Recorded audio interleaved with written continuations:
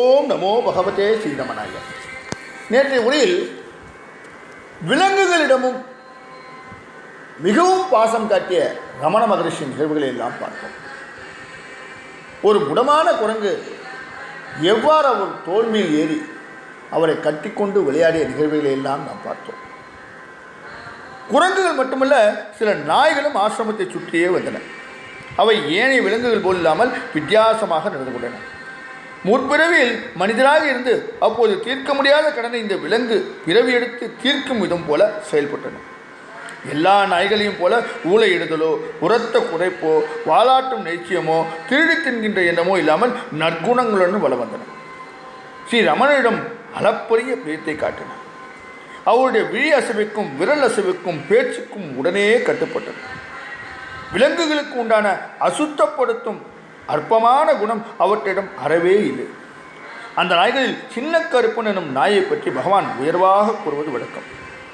சில நேரத்தில் ஏதோ ஒன்று ஆசிரம வாசலில் இடதும் வலதுமாக நகரும். ஏதோ விலங்கு என்று தெரியும், ஆனால் அது நாய் என்று தெரிவதற்கு சில நாட்கள் ஆயிற்று.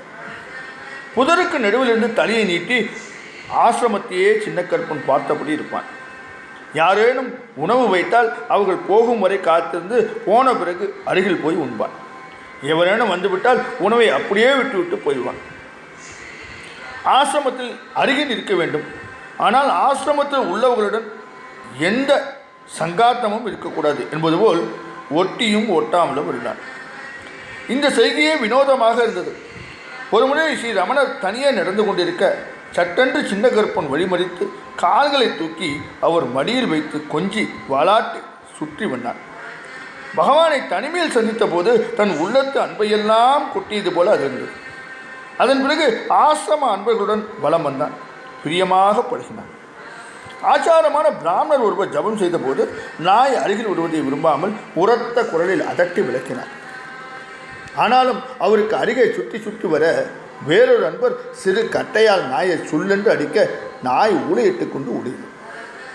பிறகு சில நாட்கள் வரவே இல்லை. அடுத்து மறுபடியும் வந்து சேர்ந்தது. இப்படி ஒரு ரோஷத்தை நாய் கொண்டிருப்பது மிகவும் ஆச்சரியம்.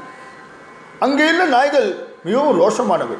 ஒரு குட்டி நாயை அன்பர் ஒரு கடுமையாக திட்ட அந்த நாய் ஓடிப்போய் சங்கதீர்த்தத்தில் குளித்துவிட்டது.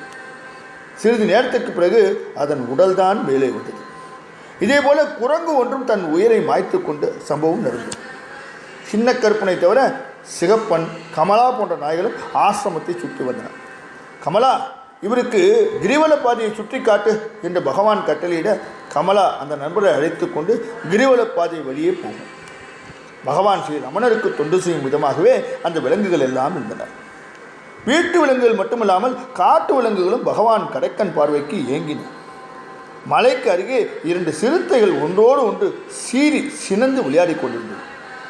அதை பார்த்து கொண்டிருந்த பகவானிடம் வாசுதேவ சாஸ்திரிகள் என்பவர் உள்ளே போய்விடலாம், இவை எந்நேரமும் தாக்கக்கூடும் என்று பயந்து சொல்ல பகவான் வர மறுத்தார். உங்களுக்கு பயமாக இல்லையா என்று கேட்டதற்கு, நாம் ஏன் பயப்பட வேண்டும்? நாம் ஐயோ புலி என்று கத்தினால்தான் அவையும் ஐயோ மனிதன் என்று பயந்து ஏதேனும் செய்யும். நாம் நம் வேலைகளை பார்த்தால் அவை வந்த வழியே போய்விடும் என்றார் பகவான். சண்டைகளுக்கு பயம்தான் பாதி காரணம். பயமற்ற தன்மை ஞானிக்கு மட்டும்தான் இருக்கும். விலங்குகள், பறவைகள், மனிதர்கள் என எல்லா உயிரையும் நேசிக்கின்ற தன்மை ஞானிகளிடம் இருக்கும். பகவான் ஸ்ரீ ரமணனிடம் இந்த அன்பு அளவற்று இருந்தது. அவருக்கு அருகே இருந்த அத்தனை உயிரினங்களும் அவருடைய அன்பை அனுபவித்தன. எந்த ஓரிடம் எல்லா உயிர்களையும் நேசிக்கின்ற இடமாக இருக்கின்றதோ அது நிரந்தரமாகும். அந்த இடம் கோவிலாகும். ரமணரின் நிகழ்வுகளை தொடர்ந்து நாளைய உரையில் பார்ப்போமா? ஓம் நமோ பகவதே ஸ்ரீரமணாய. ஓம்